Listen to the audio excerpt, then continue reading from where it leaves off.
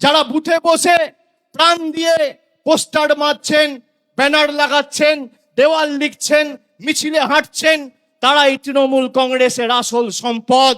আমি আপনাদের বলবো, যতদিন আপনারা আছেন এই বিজেপির ষড়যন্ত্রের চক্রব্যূহ আমরা বিগত দিনে যেভাবে ভেঙে চূর্ণ বিচূর্ণ করেছি, আগামী দিনেও ভেঙে চূর্ণ বিচূর্ণ করব।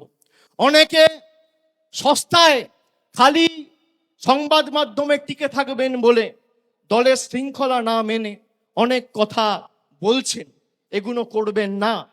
যদি কেউ দলকে ভালোবাসেন, সে কোনোদিন দলের শৃঙ্খলার বাইরে যাবে না। একটা কর্মী কোনোদিন দলের শৃঙ্খলার বাইরে যায় না।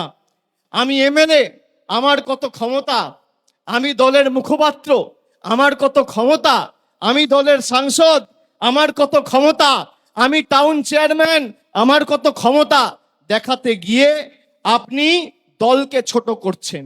আর যারা এই কাজগুলো করেছে, একদিকে ভালো হয়েছে, তাদেরকে চিহ্নিত করা গেছে।